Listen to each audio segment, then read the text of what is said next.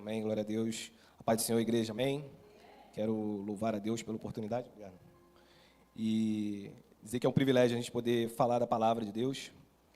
Queria pedir para os irmãos para estarem atentos àquilo que Deus tem para falar conosco.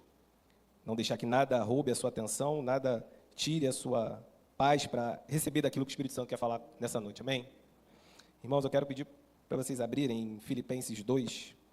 Estamos num tema rompendo em generosidade. E eu pensei muito nesse versículo. Eu acho que é um dos versículos que mais expressam a atitude do cristão. É um dos versículos que mais representam o que é essa nova vida em Cristo Jesus. Eu acho que é um dos versículos que mais enfatizam de forma bem prática e simples. Parece que Paulo ele sintetizou aqui a prática. Versículo 4, a gente vai ler o versículo 4 e o 5. Cuidando, cada um, não somente dos próprios interesses, mas também dos interesses dos outros. Seja o modo de pensar de vocês o mesmo de Cristo Jesus. Aleluia. Bom, agir com generosidade, a generosidade ela representa alguns pontos dessa nova vida em Cristo Jesus.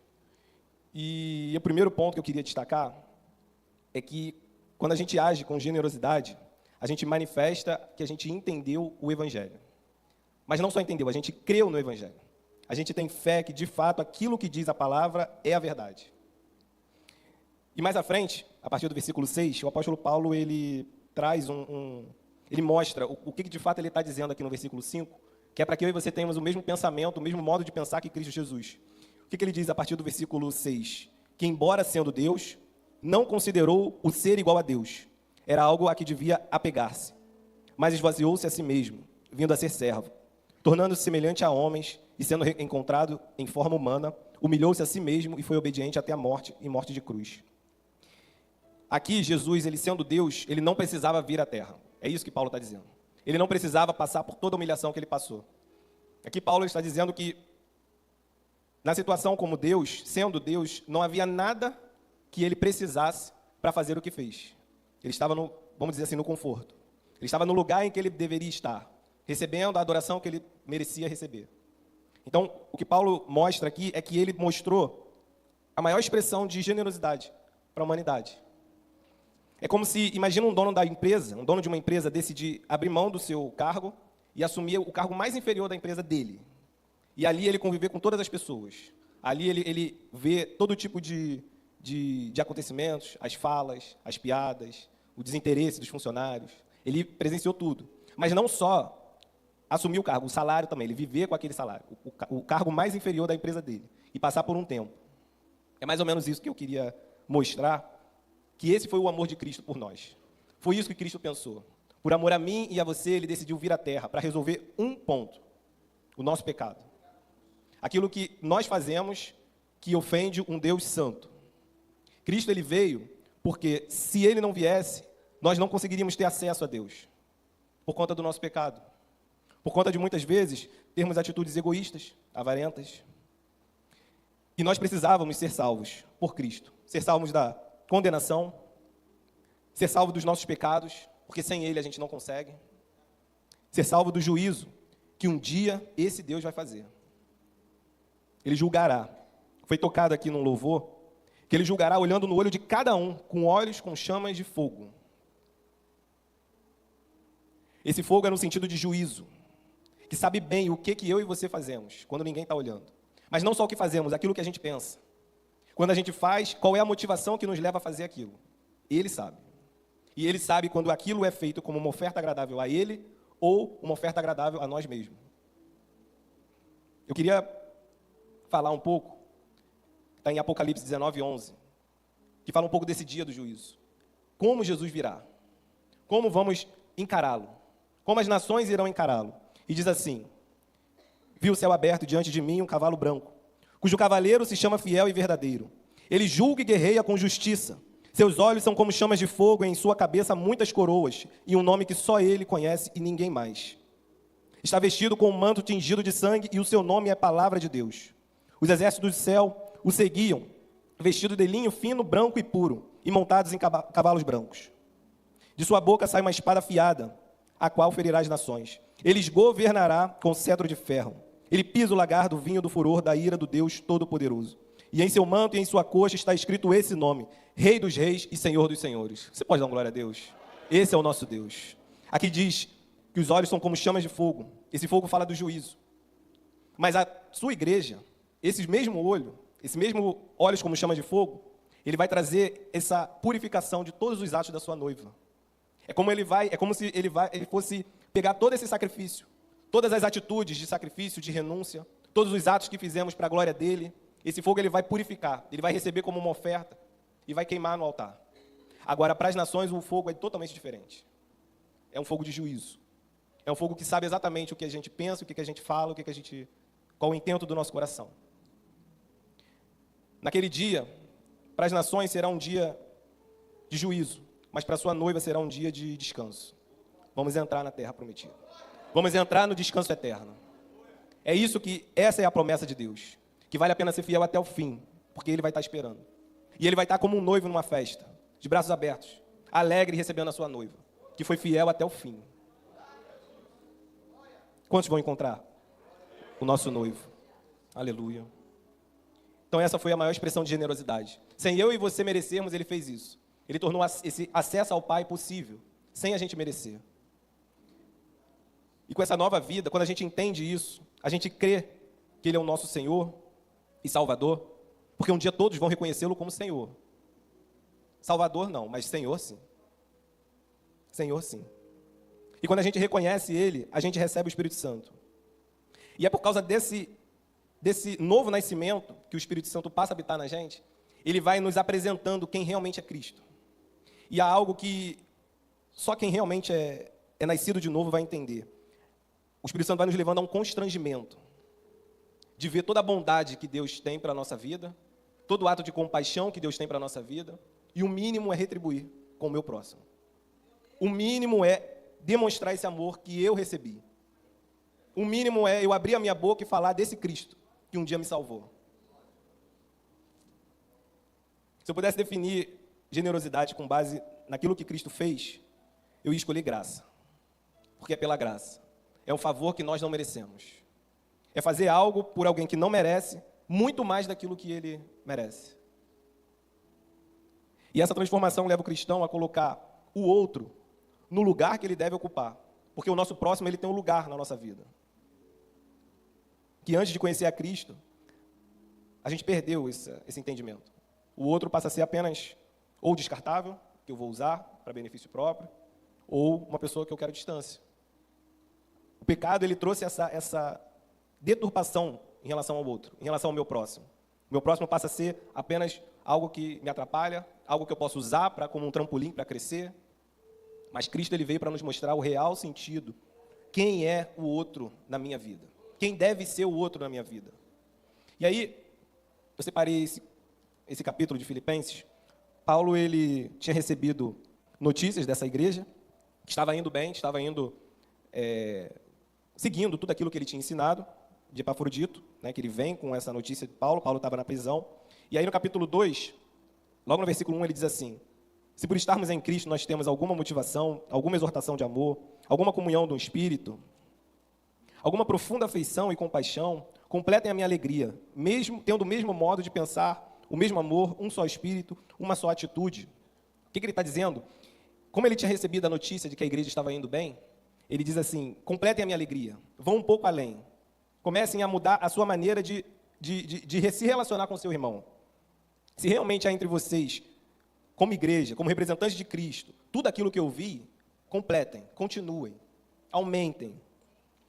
Se realmente há exortação de amor, comunhão no Espírito, vão um pouco além disso, de modo que estejam unidos de verdade, com o mesmo propósito, lutando a causa do Evangelho como um corpo só. Quando ele diz para a gente ter o mesmo modo de pensar, não é a gente perder a nossa individualidade, a nossa personalidade, mas é como um jogo de futebol, em que cada um ali é diferente, mas tem o mesmo propósito, a mesma missão. Então, a igreja ela precisa caminhar de uma maneira que todos tenham o mesmo foco, a mesma missão. Porque quando a gente se une com o mesmo propósito, a gente deixa de lado as diferenças, a gente deixa de lado as opiniões, a gente deixa de lado as desavenças, as ofensas, a gente começa a entender que há um propósito maior. Quando eu e o meu irmão, a gente está em uma guerra, caso a gente fosse um soldado, por mais que eu tenha uma opinião diferente dele, a gente tem visões diferentes, na guerra, eu preciso dele e ele de mim. Porque se eu morrer, ele morre. Se ele morrer, eu morro. Então, essa é a ideia que ele está falando. É um pensamento só nesse sentido. Porque é uma guerra que a igreja trava. Há uma guerra que você, cristão, trava. E não é com pessoas. Não é com pessoas. E o nosso inimigo, ele não descansa. O nosso inimigo, ele não espera a gente estar mais renovado. Então a gente tem que estar ligado. Para que a gente não permita que desavenças roubem essa unidade. Porque quando essa unidade ela se perde, a gente começa a perder a estrutura, a base. E sem base não tem crescimento. E aí, ele vai dizer, no versículo 3, não façam nada por ambição egoísta ou por vaidade. É fazer alguma coisa em benefício próprio, fazer alguma coisa que o meu nome vai ser reconhecido, eu vou receber aplausos, ou fazer algo que eu traga para mim uma certa exaltação. É não fazer nada disso, muito pelo contrário. Mas colocar o outro acima de mim, superior a mim. O que é isso? É quando eu enxergo o meu irmão, eu vejo as qualidades que ele tem. Eu vejo as qualidades que eu posso aprender com ele. Quando eu vejo um irmão que sabe mais que eu falo, esse irmão pode me ensinar. Quando eu vejo uma irmã que ora mais que eu, essa irmã tem me ensinado. Quando eu vejo um irmão mais zeloso, fiel no trabalho, esse irmão tem me ensinado a ser fiel. É isso. É enxergar no outro as qualidades dele, porque quando a gente foca só nos defeitos, a gente esquece que nós somos tão semelhantes a ele, que tão suscetíveis quanto a cometer os mesmos erros. Ao invés de focar no erro que o outro tem feito, aprenda com a palavra a enxergar aquilo de bom que ele tem, aquilo que é útil, aquilo que é prazeroso, aquilo que é ensinável. E aí chega no versículo 4. Cada um cuide não somente dos seus interesses, mas também dos interesses dos outros. Se isso aqui fosse aplicado nos casamentos, os casamentos teriam outro nível. Não seria perfeito, mas uma perfeição dentro daquilo que é possível. Com desavenças, mas com desentendimentos, mas caminhando nessa unidade. Eu buscar o interesse da minha esposa e ela buscar o meu interesse. Mas não só no casamento, na igreja também. Porque aqui é a família de Deus. Deus enxerga aqui como uma família. Não é como uma reunião, uma instituição que se reúne as pessoas, senta e vai embora. É um corpo. Um corpo que está interligado. Um precisa do outro. E para isso eu preciso me preocupar com o interesse do outro também. Os interesses do outro passam a fazer parte da minha vida. Aquilo que o outro precisa passa a ser algo que eu também vou me preocupar em ajudar. E aí eu estava lembrando de Lucas, o bom samaritano, Lucas 10. Eu vou ler a partir do 33. Para a gente ganhar tempo. 10, 33, e vai dizer assim: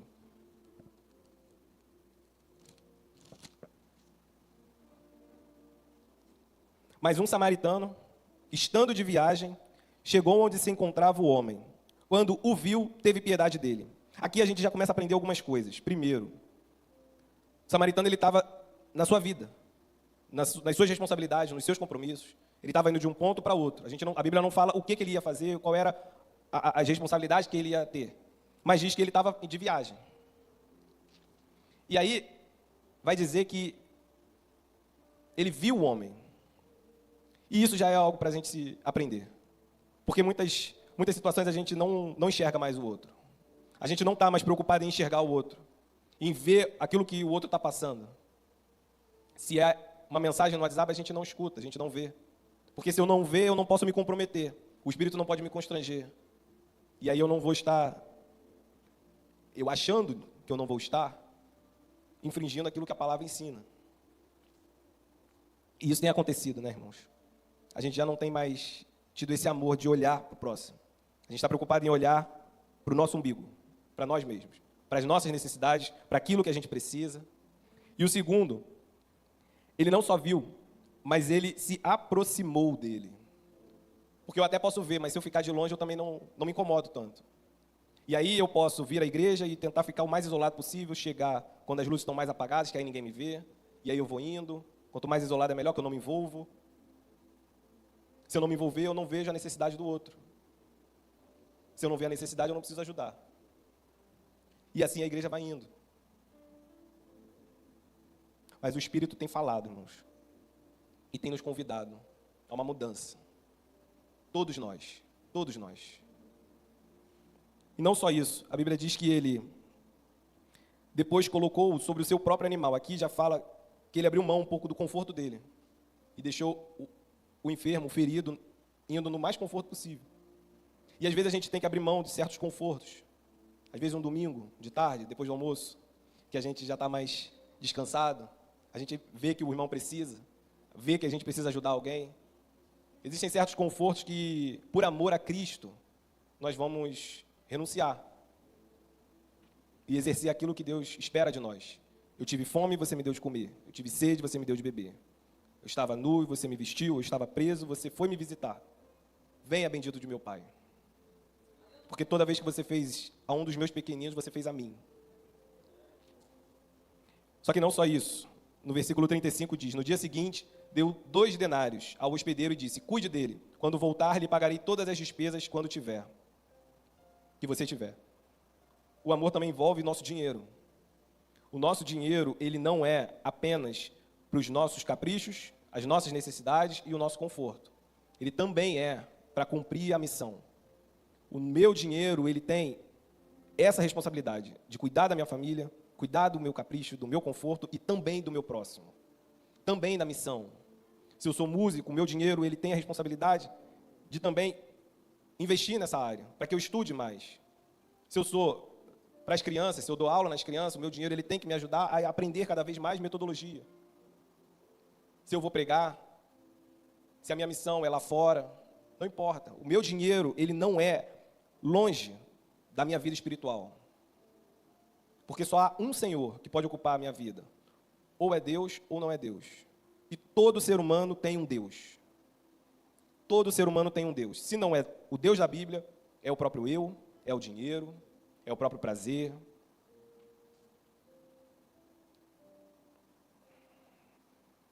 A generosidade é uma arma do cristão, que ela nos leva a matar o nosso egoísmo e a avareza da nossa vida.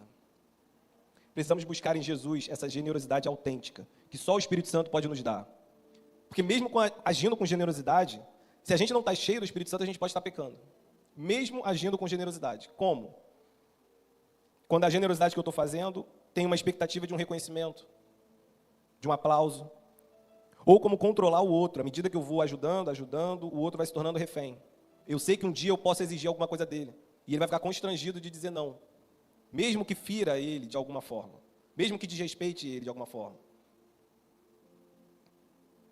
Outra, a generosidade, sem o Espírito Santo, ela pode mostrar que eu posso usar isso para esconder pecados. Porque eu tenho uma vida longe da palavra, mas para que ninguém saiba, eu sou o mais generoso possível. E quando olham para mim, olham o quão bom eu sou, o quão generoso eu sou, as qualidades que eu tenho tido. Só que para Deus, Ele não vê essa acepção, essa diferença. Ele vê o quão autêntico eu sou, o quão verdadeiro eu sou. Então, nós precisamos de Deus, nós precisamos buscar a Deus para que Ele gere em nós essa generosidade genuína. E ela é essa guerra que a gente faz com o nosso egoísmo. Quanto mais generoso você passa a ser, mais forte você fica contra o egoísmo, contra a avareza. Porque a avareza, ela nos leva a ter medo, medo da falta. Medo de, se eu ajudar, se eu contribuir, eu posso perder, eu posso ter necessidade em algum momento. E essa falta, esse medo dessa falta, pode estar escondendo um grande pecado, que é a falta de fé. De não estar crendo que realmente Deus está suprindo todas as coisas. De realmente estar crendo que Deus cuida de todas as coisas. Que ainda que falte, por algum momento, Deus vai suprir. Então, a generosidade, ela mostra, ela é uma guerra que a gente faz para que o nosso coração não caia nessa avareza. Nesse sentimento de olhar só para mim, só para a minha vida, e esquecer do outro. E o seu outro, ele é o seu irmão em Cristo. Isso é algo que eu tenho visto muito. O meu irmão em Cristo, ele me possibilita a exercer esse amor de Deus. Paulo, ele enfatiza muito, e não só Paulo, todos os apóstolos mostram o quanto era importante a igreja entender que o seu irmão, ele é alguém fundamental na sua própria vida cristã. a vida cristã não existe sozinha. Ninguém vive sozinho. Nenhum cristão vive sozinho, independente do seu cargo. Porque a gente precisa de um irmão que a gente possa chorar, um irmão que a gente possa dizer que está difícil, que está doendo, que a gente quer parar, que a gente quer desistir, para que ele fale com você, ele levante, e ele diz, não fique assim, vamos juntos. Porque às vezes acontece isso, irmãos. Às vezes chega um momento em que a gente começa a fraquejar, começa a ter dúvidas. Em algum momento da nossa vida, alguma seta atinge.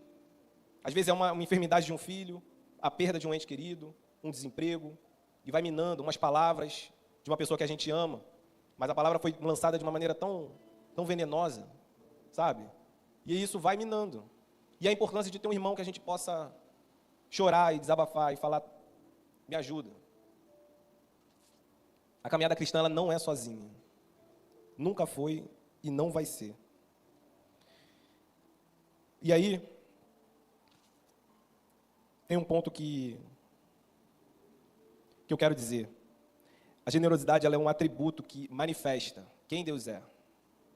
Só que, como eu falei, às vezes as situações da vida nos fazem cansar, nos fazem desanimar, nos fazem parar. Lá em Marcos, já no finalzinho, em que Cristo está indo para a cruz, ele pede aos discípulos para estarem orando. E aí ele vai orar, quando volta, os discípulos estão dormindo. E aí ele diz, uma frase bem conhecida, o espírito está pronto, mas a carne é fraca. O que significa essa carne fraca? É o cansaço, eles estavam cansados. E às vezes a gente fica cansado mesmo. Às vezes a gente fica cansado de agir com generosidade e receber ingratidão. No início da caminhada, a gente até era mais generoso. A gente era mais desprendido. A gente era mais fácil de transmitir o amor. Mas de tanta pancada, tanta ingratidão, tanta situação que nos coloca atingido mesmo. Isso vai cansando a gente. Vai cansando de ser generoso. Só que a gente não pode deixar que esse cansaço nos faça parar a nossa missão. Porque ser generoso não é algo que a gente faz para nós mesmos. A gente faz para Deus. Tem uma frase do Billy Graham que ele diz assim, não trate as pessoas como elas tratam você. Trate-as como Deus trata você. Independente da pessoa. Não é a pessoa que a gente vai julgar se merece a nossa generosidade ou não. Porque estamos fazendo para Deus. É isso que tem que estar no nosso entendimento. O amor que eu faço, o bem que eu faço por causa de Deus. Mesmo que ela aparentemente não mereça. Não espere muita coisa do ser humano, irmãos. Não vem dele a recompensa da sua generosidade. Isso é tesouro que eu e você acumulamos no céu. Esse tesouro é que estamos acumulando no céu. Que vamos apresentar a esse Deus no grande dia. Em Provérbios 19, 17 diz, quem trata bem os pobres empresta ao Senhor, e Ele o recompensará. E aí, em Efésios 4, a partir do 28, Paulo aqui em Efésios 4, ele começa a mostrar qual é a consequência de fato, termos aceitado a Cristo e nos transformarmos em uma nova criatura. E aí, a partir do 17, ele começa a mostrar que, já que vocês realmente entenderam isso, vocês precisam se despir da maneira antiga de viver, a partir do 22. Vocês foram ensinados a despir do velho homem que se corrompe por desejos enganosos. E aí no 28 ele diz, o que furtava, não furte mais, antes trabalhe, fazendo algo de útil com as mãos, para que tenha o que repartir com quem estiver em necessidade. Então aqui a gente aprende o quê? Primeira coisa, a gente não pode furtar. O crente não pode furtar. Não pode furtar luz, água, telefone, internet. Não pode participar de esqueminhas no trabalho, em que cada um ali envia um relatório, mas que na verdade é outro. Cada um morde um pouquinho do dinheiro. Crente não. O cristão não. O cristão é sincero, é verdadeiro. Ele defende a justiça, ele defende a verdade. E ele se empenha no trabalho honesto. Então aquele que furtava não furte mais. Muito pelo contrário. Trabalhe, fazendo algo de útil com as mãos. Ou seja, o cristão ele precisa trabalhar. Ele precisa se empenhar no trabalho. É bíblico. Precisamos nos empenhar no nosso trabalho. E esse trabalho ele não pode ser apenas para sustentar nós mesmos, a nossa vida. Precisa dar um recurso que seja suficiente para fazer aquilo que ele diz. Para que tenha o que repartir com quem estiver em necessidade. Ele não colocou isso aqui como um capricho. Se sobrar, divida. Se sobrar, ajude alguém. Se sobrar, dê umas moedinhas na oferta. Não é isso. É o seu trabalho te dar recurso suficiente para fazer as duas coisas. Te sustentar e também ajudar o próximo. Ajudar o próximo, ele coloca aqui como uma missão do nosso trabalho. O trabalho que a gente tem, ele tem que ser suficiente para ajudar o próximo. Para sustentar, para que a igreja se mantenha de pé. Sustentar a nossa igreja, de maneira que ela não feche, de maneira que as portas não fechem e vidas venham a ser alcançadas. Então, o nosso trabalho ele tem uma missão, e ele não é apenas para o nosso belo prazer. A generosidade ela é uma evidência que o amor de Deus está em nós.